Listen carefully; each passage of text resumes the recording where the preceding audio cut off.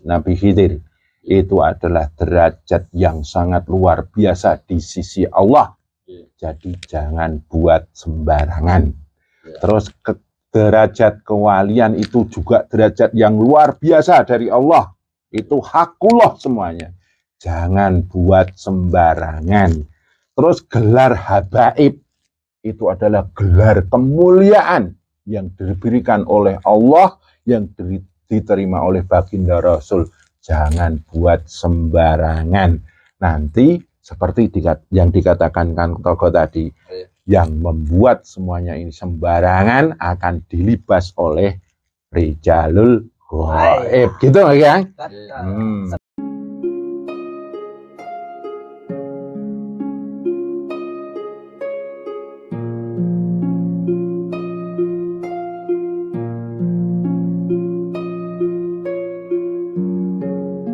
Assalamualaikum warahmatullahi wabarakatuh. Waalaikumsalam warahmatullahi wabarakatuh. Ya, pada malam hari ini kita akan berdialog santai. Ini ada Kang Moyo, Kang Togo, saya sendiri, dan Kang Meta. Ya, pada malam hari ini kita akan bahas sesuatu dengan santai, rileks, tapi sebisa mungkin berisi gitu ya Kang Togo. Nah ini malam hari ini kita akan bahas apa ini Kang Togo baiknya ini? Sekarang itu kan banyak ya yang menjadi pertanyaan ya. Tentang ada sebuah kisah yang diceritakan sama sedulur kita ya, yang nggak sebut nama ya. Kemarin bercerita ketika menerangkan tentang seorang habaib ya. Kita tidak ingin istilahnya menjelekkan atau menyinggung yang namanya habaib karena itu gelar kemuliaan ya. Karena habaib itu adalah kesayangan daripada Allah Subhanahu wa Ta'ala. Dan tentunya habaib itu mempunyai dzurriyyah dari Rasulullah Sallallahu Alaihi Wasallam ya. Dan tentunya yang bersanadnya kepada Fatimah Az-Zahra, Ali bin Abi Thalib. Mereka diberi gelar kemuliaan ya. Jadi manakala ada seorang habaib kok tingkah lakunya tidak sesuai dengan gelarnya itu, ini perlu dipertanyakan. Ya kan?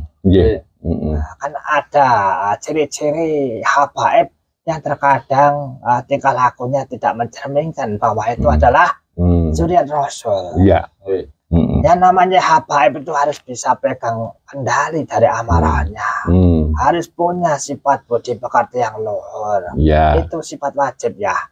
Harus punya ketakwaan, selalu bisa menjaga kesolehannya kan gitu ya. Kalau kriteria itu tidak dimiliki, itu perlu dipertanyakan. Berarti memang aslinya Habib itu ada Habib yang benar-benar asli dzurriyyat nggih Kang Togo. Dan itu mesti berciri sesuai dengan yang diberitakan oleh Rasulullah SAW bahwa innama bu'itsu li utamima makarimal akhlak itu kan. Sesungguhnya kan Rasul itu memang diutus untuk menyempurnakan akhlak. Jadi Habib yang benar-benar asli dzurriyyat Rasul itu benar-benar makarimal akhlak, akhlaknya berbudi pekerti luhur. Nah, seperti itu. Dan juga mempunyai sifat kasih sayang seperti yang diajarkan oleh Kanjeng Nabi kan gitu ya. Nah, ini untuk kita bersama-sama dalam rangka kita benar-benar menggali supaya Nusantara ini benar-benar tidak carut-marut dengan perdebatan-perdebatan karena tidak ada kejelasan gitu toh. Nah, ini kan banyak sekali istilahnya apa ya? Oknum-oknum yang tidak sesuai dengan kriteria kesejatian habaib itu loh Kang Togo. Hati-hati ya, bukan semua orang keturunan dari Arab itu terus habaib itu bukan ya.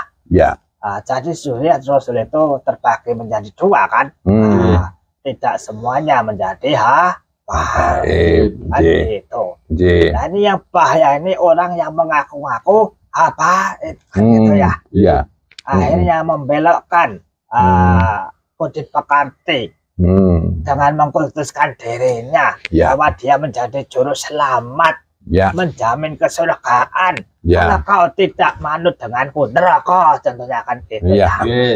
Ya ini kan banyak sekali sekarang terjadi kalau orang-orang yang sudah mengkultuskan dirinya dengan gelar itu terus mengatakan kalau kamu tidak nurut sama aku nanti tidak akan saya selamatkan di akhirat nanti kan gitu. Itu sesungguhnya udah mengingkari sifat Rasulullah itu sendiri. Jadi Nabi Muhammad itu pun tidak pernah mau dikultuskan kan kayak gitu. Dan semoga ya mungkin nanti muncul Habib-habib asli yang benar-benar dzurriyyat Rasul yang sebenar-benarnya dzurriyyat gitu ya. Yang jelaskan cirinya itu tadi sudah disebutkan. Yang namanya seorang habaib itu bagaikan tatarannya juga hampir istilahnya memiliki sifat-sifat kerasulan ya. Jadi manakala dia hadir membuat orang itu teringat pada Tuhannya. Kesejukannya bisa dirasakan, damai, tentram. Seperti itu. Bukan menjadi panas. Ya seperti Rasulullah sendiri, beliau tidak pernah mau dikultuskan. Rasulullah ketika hadir di titik manapun, Rasulullah selalu mengajak untuk bertauhid. Rasulullah selalu mengajak berbudi pekerti. Rasulullah itu selalu welas asih dan penuh kasih sayang gitu toh Kang Toko ya. Nah itu habaib yang asli kayak gitu. Nah ini karena sudah memang 1500 tahun otomatis ya banyak campur aduk carut marut ya. Ya yang bisa kita ambil garis merahnya ya keasliannya seperti itu nggih Kang Toko. Intinya seperti itu. Tapi kalau bagi saya karena saya tuh lahirnya di tanah Jawa, saya sebagai orang Jawa. Saya lebih mengedepankan antara hubungan saya dengan Yang Maha Kuasa. Bagaimana caranya kita itu tahu dengan jangan parang mati. Asalnya dari mana, kembalinya mau kemana, tanpa ada sesuatu yang menghalang-halangi. Kita membebaskan diri dari simbol-simbol seperti itu, nggih. Ini karena kita menyambung dari video yang kemarin kita lebih menuntaskan tentang pembahasan tentang habaib itu tadi toh Kang nggih. Mungkin dari Kang Moyo atau mungkin Kang Meta ada pertanyaan, monggo. Tanya Gus. Nggih. Lah saya mengamati sekarang ini kan banyak pengkultusan kepada para habaib. Langkah-langkah apa yang Gus Rafiq mau disampaikan ataupun Pak Toko agar supaya orang yang mengkultuskan para habaib itu kembali pada real, maksudnya kembali pada real itu kembali kepada ketauhidan gitu Gus. Ya secara pribadi ya saya yang jelas mengolah pribadi untuk selalu menyambungkan zahir batin, cipta rasa dan karsa, dan saya menyambungkan pribadi saya kepada Allah itu untuk menjaga diri saya sendiri. Terus kalau berhubungan dengan pengkultusan kayak gitu, ya kita menebarkan satu tukar kawruh, tukar pemahaman bahwa pengkultusan itu sesungguhnya sudah lepas dari rel yang namanya tauhid gitu Kang Moyo. Terus berhubungan dengan seandainya ada habaib yang istilahnya apa tadi? Kalaupun tidak dikultuskan, dia akan mengkultuskan dirinya sendiri dengan mengatakan, besok kamu tidak akan saya selamatkan kalau tidak nurut dengan saya kan. Lah itu mohon maaf. Kalau pakai kacamata saya sendiri, atau mungkin Kang Toko dengan kacamata Kang Toko sendiri, kacamata penglihatan, baik penglihatan zahir maupun batin, ya kita kan terbatas. Yang jelas itu semuanya, itu kacamata Allah itu lebih awas. Dan itu tidak akan lepas dari pertanggungjawaban nanti di depan Allah, di depan Tuhan kita. Dan nanti Allah itu akan titis dito sing asli, mana sih yang asli dan mana yang enggak asli. Allah lebih titis. Nah, makanya kita sekarang harus lebih hati-hati, istilahnya tetap menjaga tauhid kita dan pasrahkan semuanya sama Allah kayak gitu. Kalau memang beliau-beliau itu mempunyai satu budi pekerti yang baik, ya kita tiru. Punya wejangan yang baik, ya kita turuti. Kalau enggak, ya no comment saja. Ya kan, enggak perlu menuruti, kan kayak gitu. Dan seandainya mereka lepas dari keasliannya atau mereka sudah tidak sesuai dengan duriat Rasulullah SAW, yaitu tanggung jawab dia pada Allah, kayak gitu saja. Allah lebih awas untuk melihat semuanya itu, gitu Kang Moyo. Nah, menurut Kang Togo gimana? Nanti masalah itu benar jalur duriat yang asli atau bukan ada kadroce. Jadi Allah itu sudah mempersiapkan yang namanya Rijalul Ghaib ya. Rijalul Ghaib itu diketuai oleh 10 orang yang sudah berbadan cahaya. Ya. Dan itu tidak bisa dikenali, tidak bisa dicari keberadaannya. Oh iya. Karena beliau adalah wali sejati. Ya. Dan tugasnya ini nanti akan membukakan keaslian Habib itu nanti ya, termasuk keaslian para wali-wali yang sejatian itu ya. Iya. Ini enggak berani saya ucapkan, karena ini sifatnya adalah rahasia atau sir. Hanya orang-orang yang sering bertafakur, orang Jawa atau bersemedi, hanya yang bisa nyampe ke titik kosong akan bertemu. Nah, seperti itu. Titik fana, Iya. Berarti aslinya ada 10 wali sejati, Kang, aulia sejati, dan mereka sangat tersembunyi, ngeten nggih. Iya. Dan kabar konon katanya ada 13 wali abdal untuk selalu menggantikan kekosongan-kekosongan para wali gitu nggih, Kang Togo. Dan ini mohon maaf, alam juga tidak akan tinggal diam dalam artian sistem, karena alam itu adalah kepanjangan tangan dari Sang Maha Wujud, Maha Sifat, Maha Nur, Maha Dat, Maha Af'al, Asma, Sifat, Dat, kayak gitu, Nah, itu kita pasrahkan saja. Dan geraknya sangat cepat. Wali sejati yang berjumlah 10 ini geraknya sangat cepat. Manakala nanti ada pengutusan yang melampaui batas, dengan sendirinya akan terbuka. Ibaratnya kalau orang terbuka dengan segala sesuatu kepalsuannya seperti itu. Ya. Dan ini mohon maaf tidak akan pandang bulu, nggih, Kang. Ya, kalau kita tadi membahas tentang para habib, para habaib, kalau memang dia asli pasti akan selamat, nggih, Kang. Tapi kalau yang namanya ngaku-ngaku habaib terus mengkultuskan dirinya sendiri di mata orang lain, nah itu nanti mungkin itu yang akan membuka semua kepalsuan itu, nggih, Kang Togo, nggih. Yang unsur anginnya nanti akan dilemahkan, mungkin bisa dicabut juga. Unsur tanahnya pun demikian. Unsur apinya seperti juga dipadamkan. Semuanya nanti serba dipadamkan. Dan ketika dipadamkan, akhirnya nampaklah keasliannya, gitu ya. Nampak keburukannya, nggih. Ya, unsur tanah itu berhubungan dengan kesuburan, kemakmuran. Unsur api itu kekuatannya, kehormatannya, terus ketinggiannya. Unsur angin itu adalah bagaimana pengaruhnya, gitu ya, Kang, nggih. Unsur air adalah bagaimana penghidupannya, gitu, nggih. Nah, seperti itu. Ya, mohon maaf, Bos, soalnya saya ini asli dari Jawa, dari kakek-kakek saya, dari leluhur saya. Saya nggak pernah kenal yang namanya tentang habaib karena nggak diajarkan, gitu. Nanti kalau kita membahas tentang habaib ini ya, saya cuman sedikit tahu saja, gitu. Ya, kita cuman orang asli Nusantara, asli Jawa. Ya, kebetulan saya juga asli Jawa, cuman nggak gimana ya, kok nggak sreg ya, kok Nusantara malah jadi medan perebutan orang-orang bersimbol kayak gitu loh, Kang. Ya, bukan berarti perebutan dalam hal yang akhirnya terjadi perang fisik atau perang apa, tapi kan ini mohon maaf kalau kita tidak hati-hati ini kan akan merusak tauhid orang-orang yang ada di Nusantara ini, toh, Kang. Ya, ini kita semuanya ingin menegakkan tauhid supaya Nusantara ini tidak lagi muncul pengkultusan yang bersifat kemakhlukan.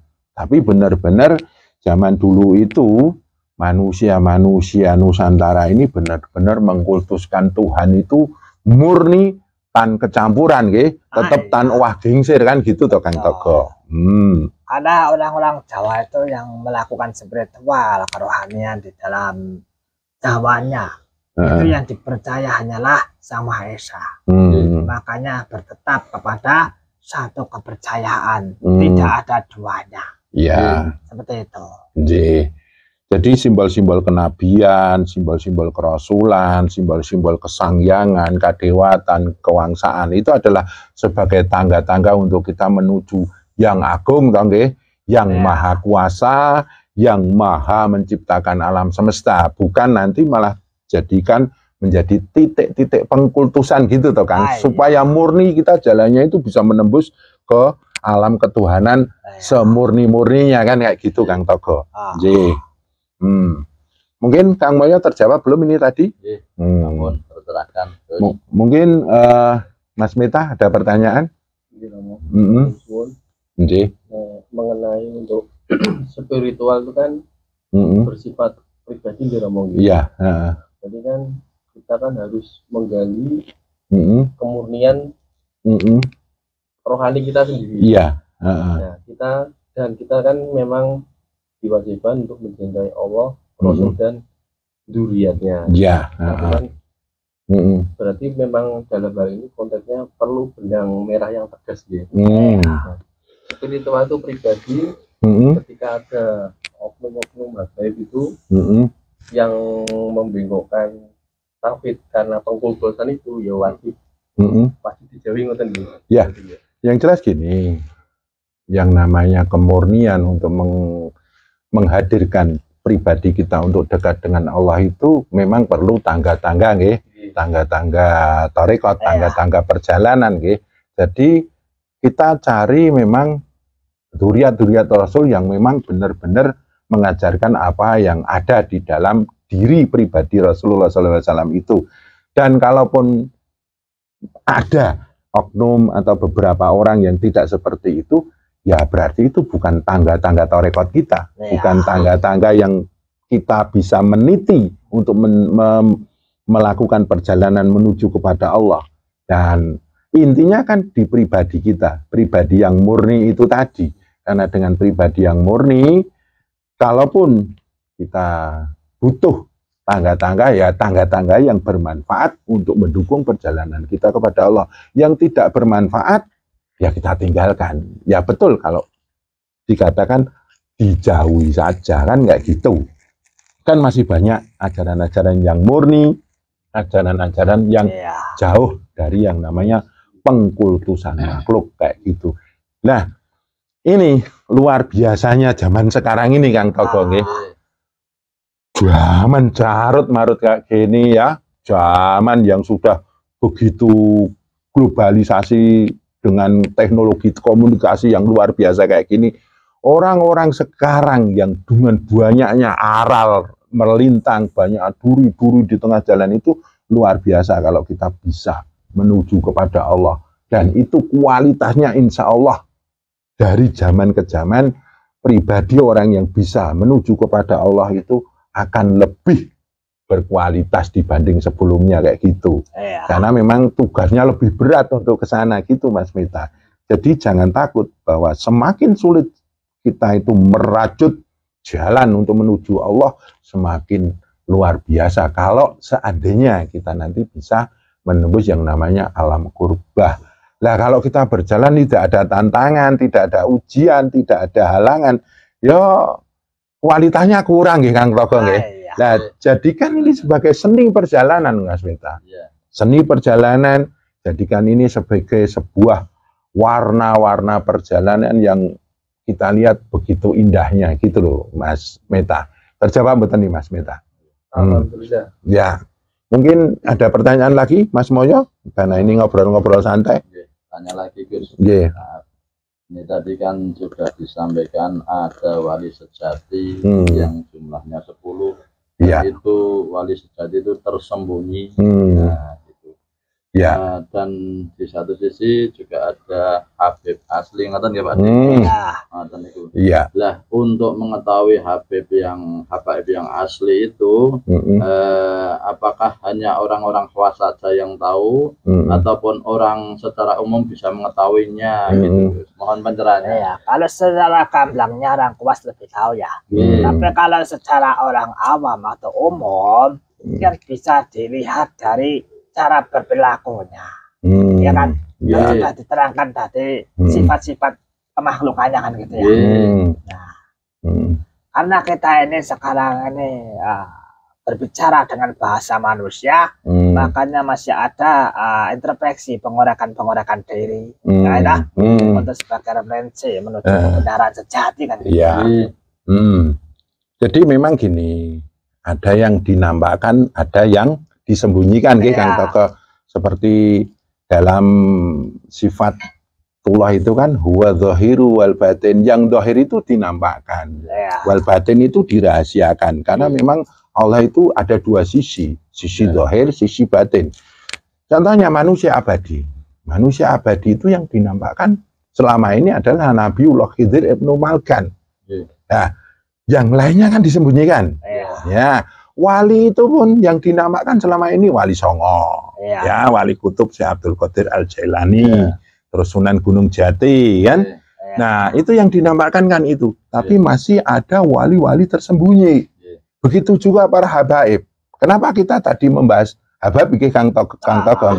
Karena memang di habaib ini pun ada yang asli, ada yang istilahnya dinampakkan. Yang asli ini kan yang tersembunyi. Dan orang-orang tarekat pun nanti ada yang mengikuti yang nampak-nampak, jadi biasanya tarekatnya malah dinampak-nampakkan. Nah, nanti yang ada yang tersembunyi. Nah, kita untuk mengambil kebijakan, kita nampakkan tarekat ini sebagai dakwah. Tapi kalau kita sembunyikan, ya sebagai satu rahasia gitu.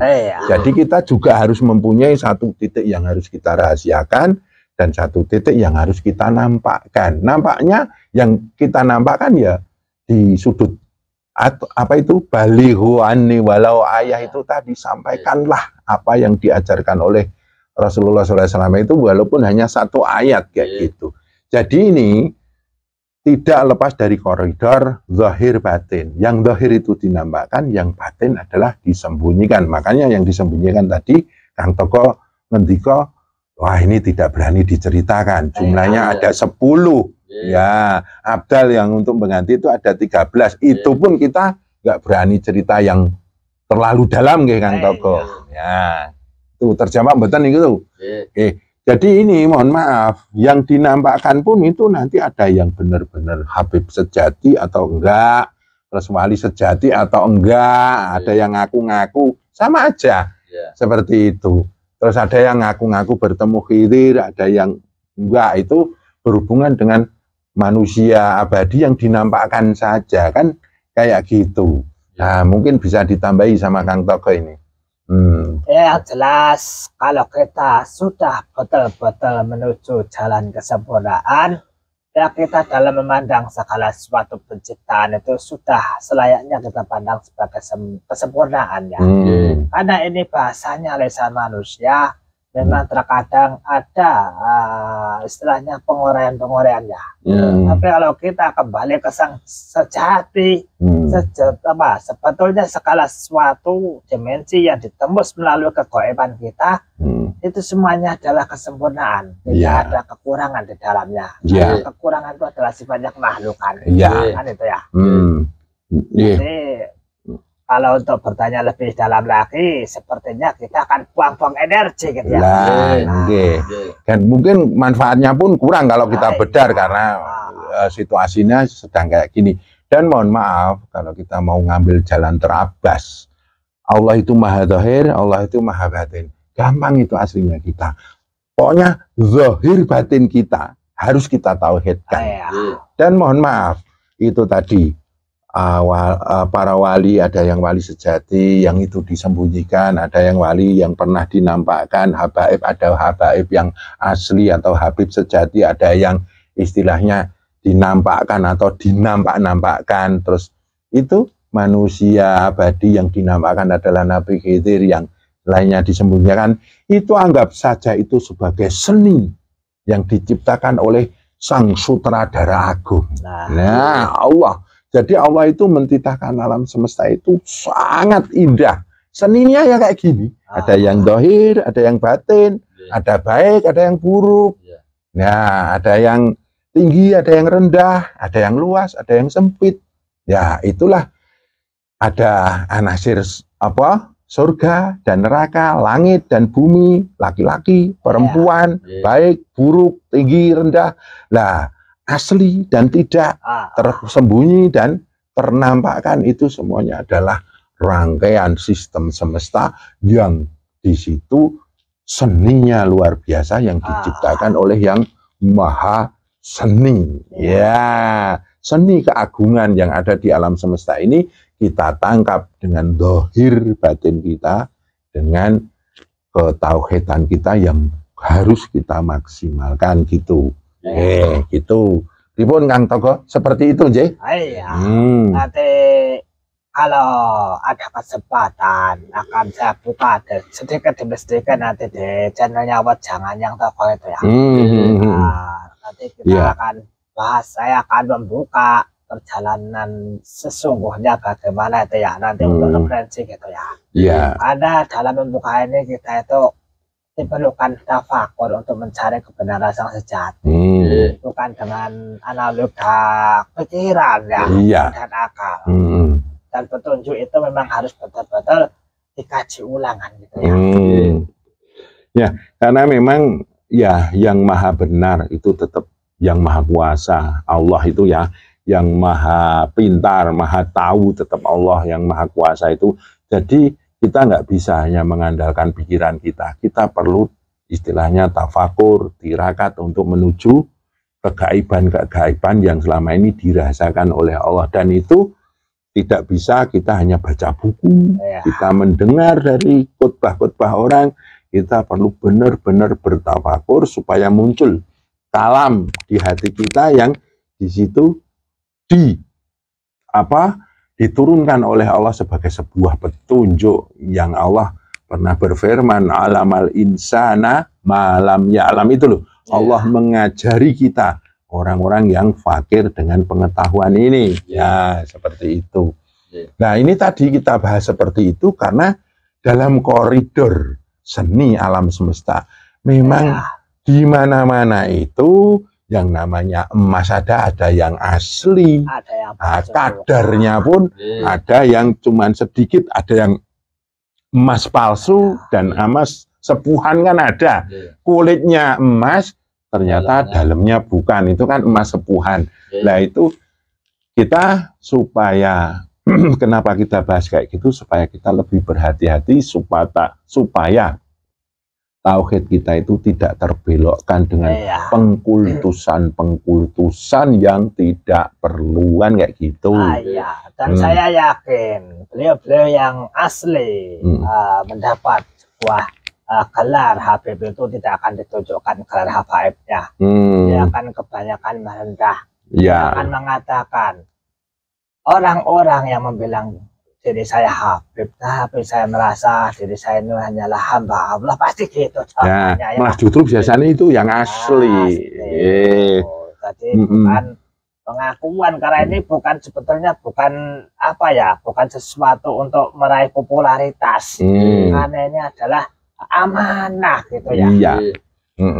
Nah, pesan-pesan pesan-pesan alam yang selama ini tergelarkan kan harus kita bedar secara objektif gitu yang Kang Togo.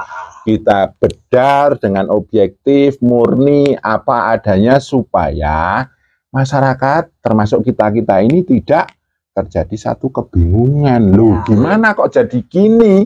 Islam kok jadi pengkultusan sana sini, entah itu pengkultusan Khidir lah, pengkultusan para wali atau yang mengaku-ngaku wali lah, pengkultusan para habaib atau yang mengaku-ngaku habaib lah, atau pengkultusan orang-orang yang mengaku dirinya dekat dengan Allah atau enggak lah, kan kayak gitu. Supaya kita itu benar-benar menegakkan yang namanya wong zaman dulu dari Nabi Adam sampai Nabi Muhammad itu sebelum muncul agama Yahudi, Nasrani dan Islam itu ajarannya adalah tauhid kok. Dan agama Nasrani itu pun cuma membungkus tauhid itu. Agama Yahudi juga membungkus tauhid itu. Agama Islam pun membungkus tauhid itu. Dibungkus dengan syariat, hakikat dan makrifat kan kayak gitu.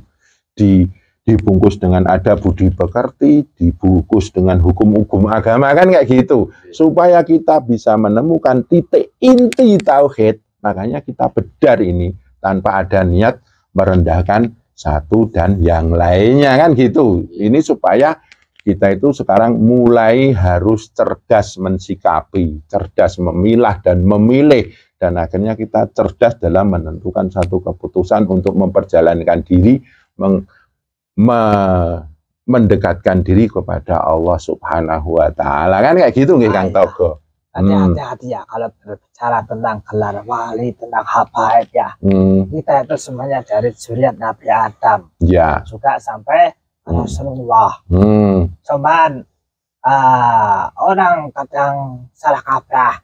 Kalau sudah dari Arab, layak disebut habaib. Padahal di Jawa pun juga banyak habaib cuma tersembunyi gitu ya. Iya, kayak gitu. Jangan salah. Orang yang di tanah Jawa itu juga ada zuriatnya Rasul. Sampai memati acara ada ya. Iya. Cuman beliau tersembunyi kan. Yang tahu adalah Sayyidil Awalin wa Sayyidil Akhirin, kayak itu Nur Muhammad kayak gitu toh. Nah, itu semuanya kita membahas kayak gini agar kita bisa lebih hati-hati bahwa sekarang ini banyak sekali pengkultusan yang perlu kita waspadai. Kan gitu nih Kang Togo. Mungkin Mas Meta atau Kang Moyo ada pertanyaan lagi nih. Ini ngobrol santai-santai dulu. Kang Moyo pripun? Cukup. Ya. Ya jelas satu pesan dari saya. Karena saya ini selalu menyambungkan diri dengan leluhur, maka ajarannya saya pegang adalah ajaran leluhur. Ya. Dan di balik ajaran leluhur ini sekarang sudah mulai bergerak dari jalur gaibnya ya. Nanti yang berbuat neko-neko sebentar lagi akan dilipas. Ya. Gitu ya. Jadi kalau di tanah Jawa itu mungkin jangan semacam gitu ya. Ya, betul. Ya, kalau ini saya bicara tidak untuk ingin dipercaya ya. Saya bicara sesuai dengan rasa saya gitu ya. Cuman karena sering berhubungan dengan leluhur, terkadang ini para leluhur itu bingung untuk menyampaikan ya. Makanya disampaikan melalui lesanku gitu ya. Iya. Gitu. Ini pun dari kalam yang maha kuasa. Iya. Saya tambahi Kang Togo. Tambahi. Yang namanya manusia abadi, bil khusus Nabi Khidir, itu adalah derajat yang sangat luar biasa di sisi Allah. Jadi jangan buat sembarangan. Terus derajat kewalian itu juga derajat yang luar biasa dari Allah. Itu hakullah semuanya. Jangan buat sembarangan. Terus gelar habaib itu adalah gelar kemuliaan yang diberikan oleh Allah, yang diterima oleh baginda Rasul. Jangan buat sembarangan. Nanti seperti yang dikatakan Kang Togo tadi, yang membuat semuanya ini sembarangan akan dilibas oleh rijalul ghaib. Gitu ya, Kang? Sementara waktu ini kan rijalul ghaibnya kan harus dikuasai duit ya. Kenapa saya bilang seperti itu? Contoh, ketika ada seorang yang melakukan kesalahan, contohnya maling gitu ya, yang kelasnya kecil-kecilan gitu ya, habis diboboi masa, sehingga tidak sadar bahwa di dalam sosok pribadi dalam tubuh itu sebetulnya semuanya ada zat yang maha kuasa, yang maha menghidupi. Kenapa berbuat demikian? Ya karena itu memang mungkin terpaksa, juga mungkin jadikan pekerjaan tapi kan harus pakai budi luhur. Ya. Karena negara kita negara hukum, ya harusnya melalui jalur hukum, jangan main hakim sendiri kan itu. Nah, maling yang gede, koruptor itu kan malah aman, malah ya aman. Tapi bisa kebalik, Hos. Ya. Yang koruptor itu besok juga akan mengalami nasib yang sama.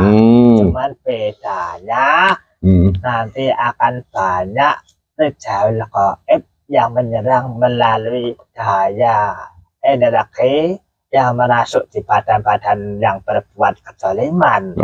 Lihat saja nanti para koruptor besar itu kalau tidak bisa dipegang oleh massa karena berduit, nanti gaib yang mengadili gitu. Iya, betul.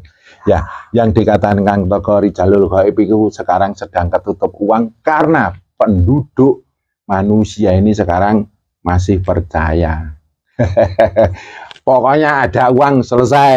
Ya, rijalul gaibnya dikiranya uang atau mungkin derajat, pangkat dan kedudukan. Ya, kalau sudah menguasai partai tertentu dan menguasai negara itu disebut rijalul gaib. Ya, itu kan rijalul gaib yang palsu, tangge. Terus punya masa banyak itu dikatakan sebagai satu kekuatan rijalul gaib. Padahal rijalul gaib yang asli itu ada, gitu kan? Nah, sekarang baru ketutup itu. Nah, ini wahyu sebentar lagi akan turun pada orang-orang yang sregep tirakat, rajin bertirakat. Para spiritual itu lagi mengumpulkan daya energi untuk menyambungkan kepada rijalul gaib itu tadi.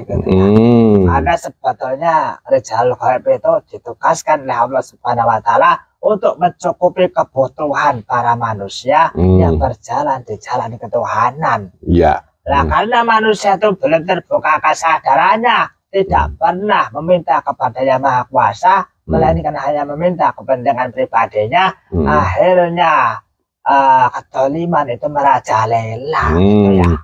Gitu ya, seperti itu.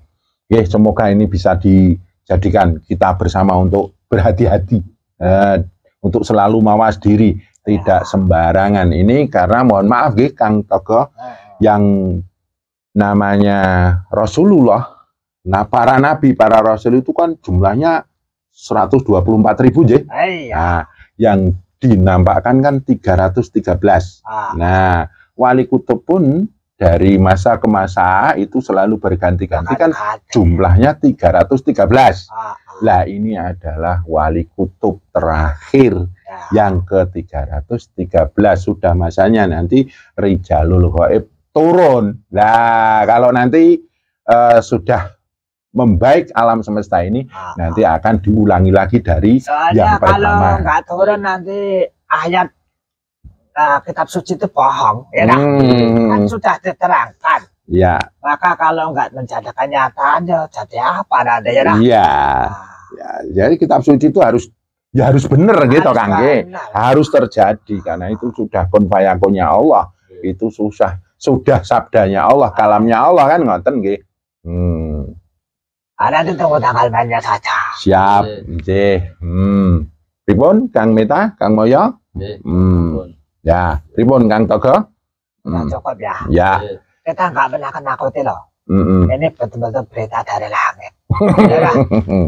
Nggih, ini terutama sing senengane dolanan hal-hal yang sangat mulia di mata Allah itu loh Kang nggih. Ini supaya kita benar-benar mawas diri betul.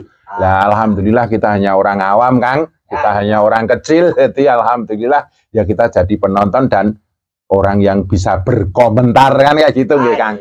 Ya, tapi komentar kita ini bukan komentar yang sembarangan insya Allah nggih Kang. Nah, seperti itu Kang Togo. Ya, itu Kang Meta, Kang Moyo, Kang Togo. Ya, malam hari ini kita santai tapi serius dan tegas. Dan alhamdulillah semoga ini semua bisa menjadi satu titik kesadaran bagi semuanya, bagi kita dan sedulur-sedulur yang mengikuti channel kita ini. Kurang lebihnya mohon maaf dan semoga bermanfaat. Billahi taufik wal hidayah. Assalamualaikum warahmatullahi wabarakatuh. Waalaikumsalam warahmatullahi wabarakatuh.